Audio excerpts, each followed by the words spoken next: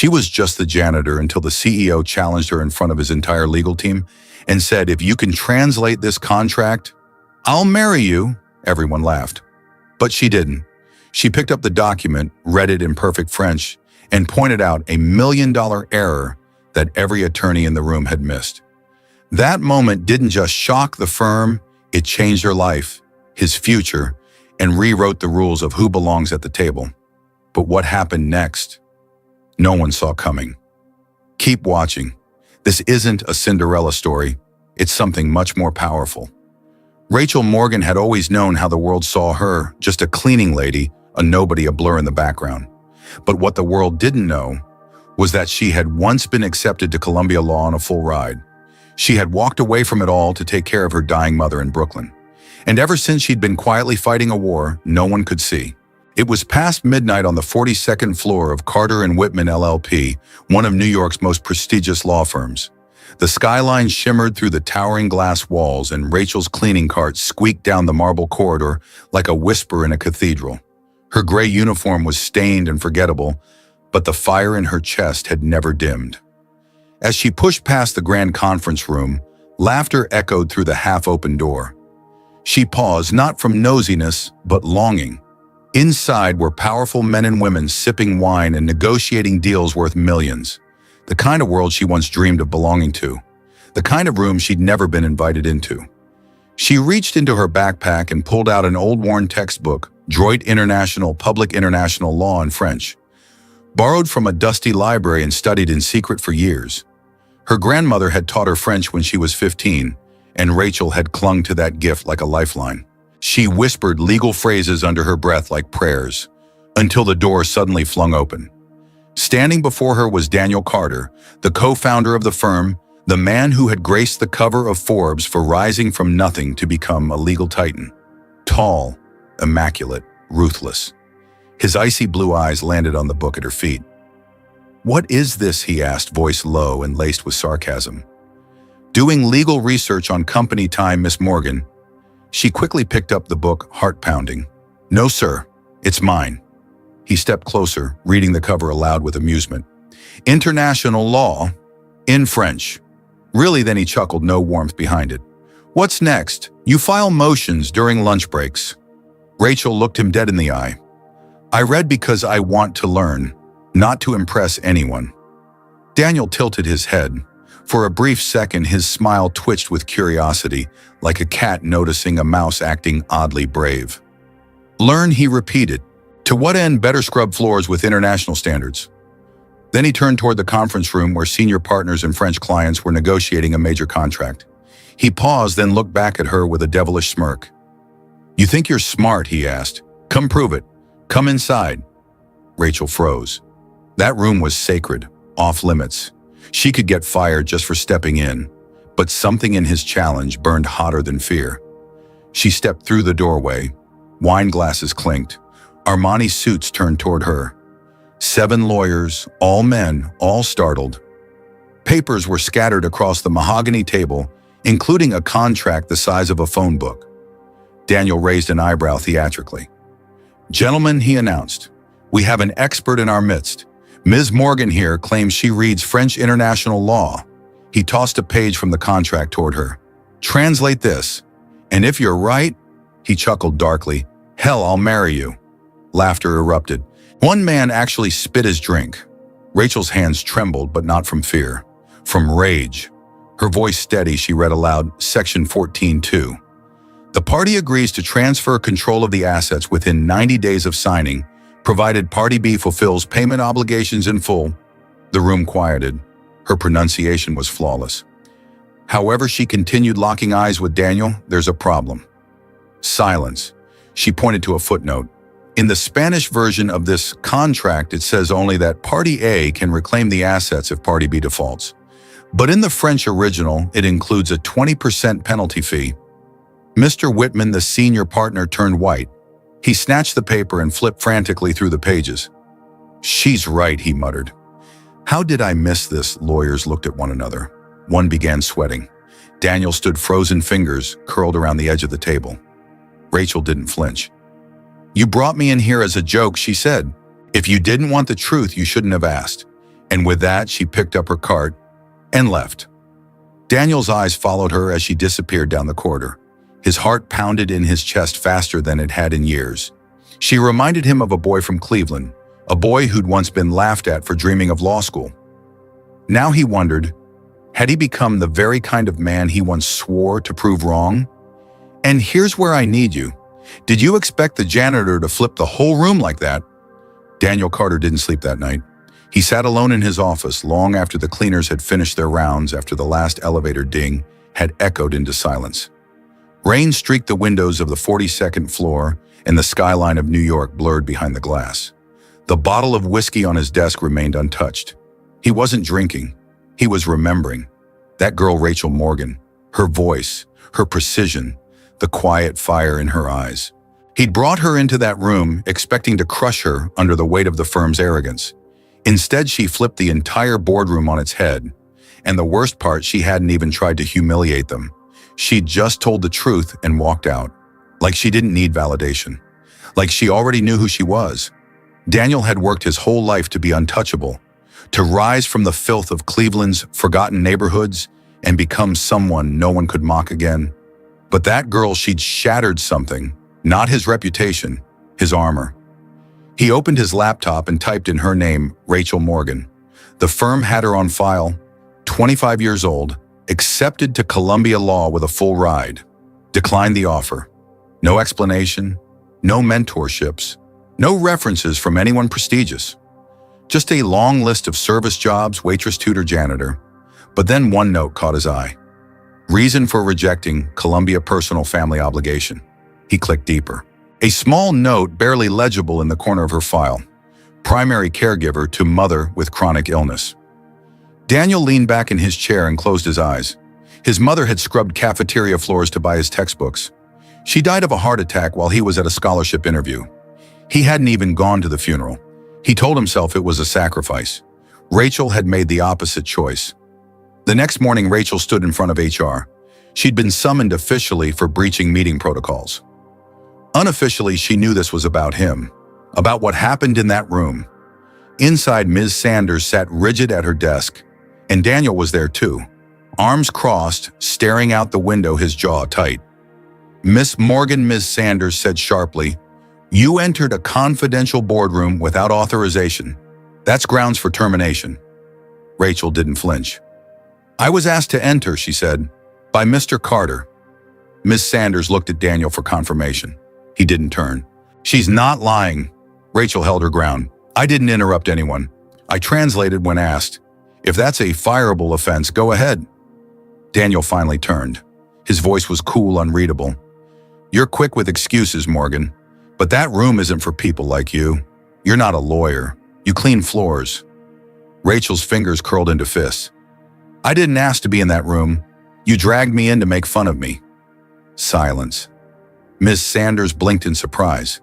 Daniel said nothing. Rachel turned to leave. "Wait," Daniel said suddenly, his voice softer. "You've got confidence, I'll give you that. But confidence isn't enough. You want to be more than a janitor. Prove it." She looked over her shoulder. "I'm not here to prove anything to you. I'm proving it to myself." That night, Daniel stayed late again. He pulled up her file once more and saw something he hadn't noticed before: handwritten notes from an old internship she'd applied to but never accepted.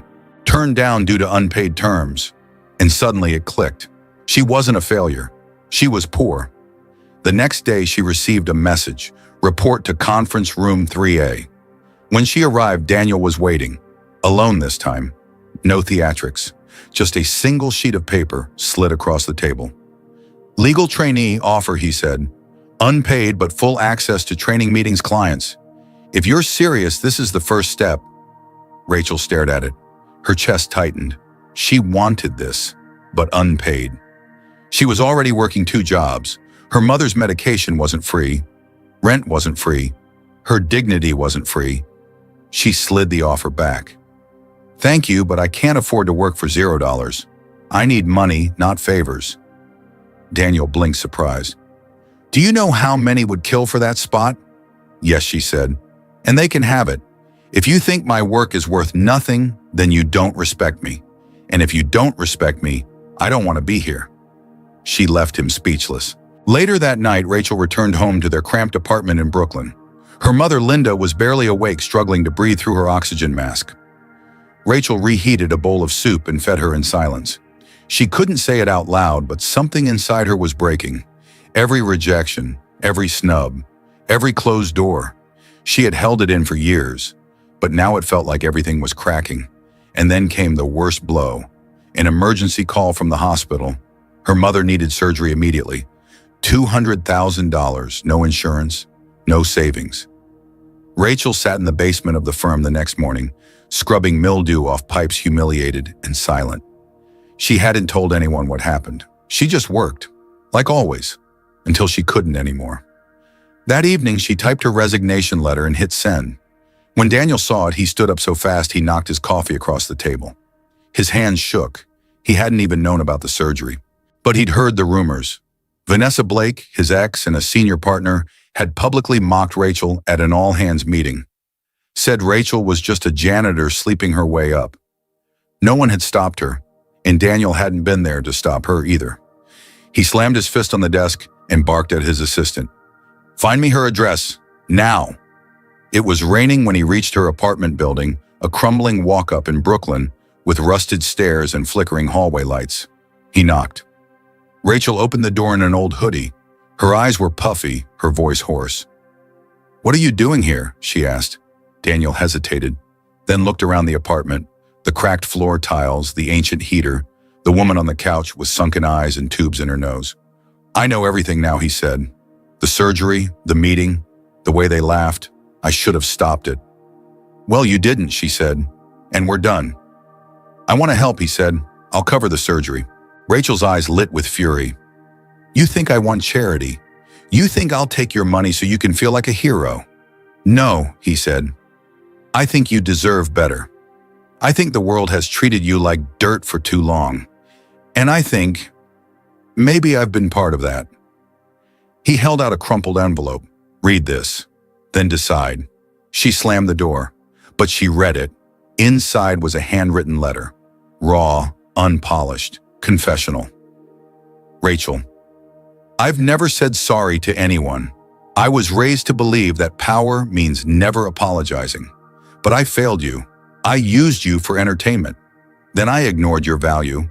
I saw you, and instead of seeing myself in you, I turned away. You remind me of everything I buried to survive.